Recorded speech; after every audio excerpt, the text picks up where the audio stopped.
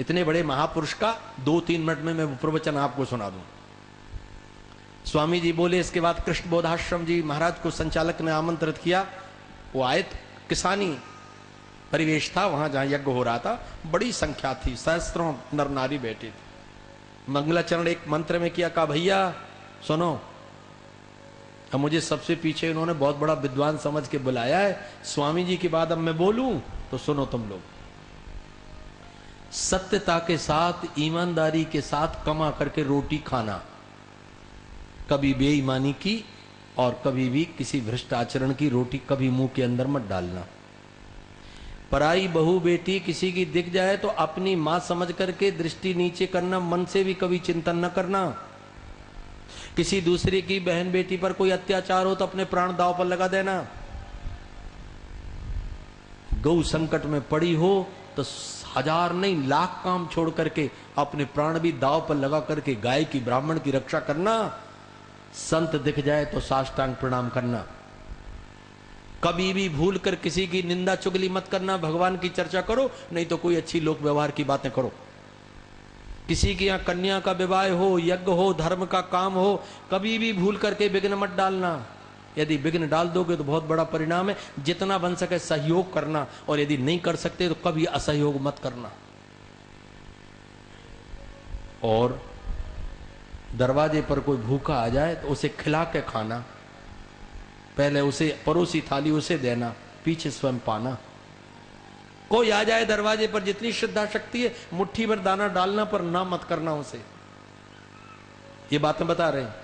और कहा सुनो, फिर इतना करते कराते तुमको गृहस्थ जीवन में, किसानी का तुम्हारा परिवेश है, इतना करते कराते समय मिल जाए तो 2-4 माला राम राम कर लिया करो, और नहीं तो 2-4 दोहा रामायण के पढ़ लिया करो। हर हर महादेव।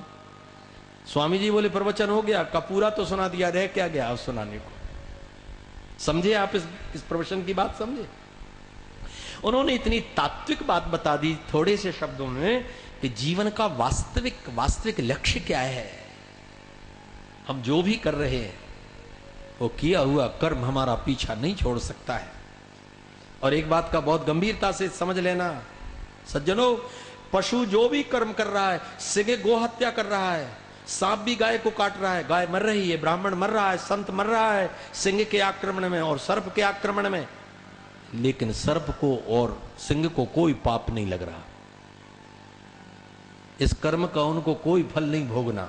इन योनियों में पड़े ही हैं, भोग ही रहे हैं, और आगे पता नहीं कुकर शुकर कृमि क्या क्या बनेंगे। ऐसे ही पशु कोई भी कर्म करे उसे कर्म का फल नहीं मिलता। ऐसे ही देवता स्वर्ग में बैठकर कोई भी सत्कर्म करे, चाहे वो अतिथि सम्मान करें, चाहे यज्ञ करें, चाहे अनुष्ठान करें, चाहे भजन करें, उन्हें कोई फल नहीं मिलेगा। क्षीणे पुण्य मर्तलोकम विशंति, यहीं गिरना पड़ेगा। एक मनुष्य ही ऐसा है कि हम जो भी कर रहे हैं उसका पुण्य मिल रहा है। फलम फलम पुण्यस्य इच्छन्ति पापम कुर्वन्ति यत्नतः। हमारा ऐसा स्वभाव है कि हम फल तो चाहते पुण्यों का, सुख, शांति, समृद्धि, और पापम कुर्वन्ति यत्नता, जितने उपाय कर करके हम पाप करते हैं उतने उपायों से पुण्य नहीं किया, सारी शक्ति लगा दी पाप करने में। अतः ये जीवन जो प्राप्त हुआ है वो पाप के लिए नहीं, पुण्य के लिए। वेद भगवान कहते, ऋग्वेद के द्वितीय मंडल में एक मंत्र आया, अतप्त तनुर ददामो। वे स्वर्ग के देवता स्वर्ग में बैठकर चाहे एकादशी व्रत करें और चाहे 11 वर्ष निर्जल व्रत करें, कोई फल नहीं मिलेगा।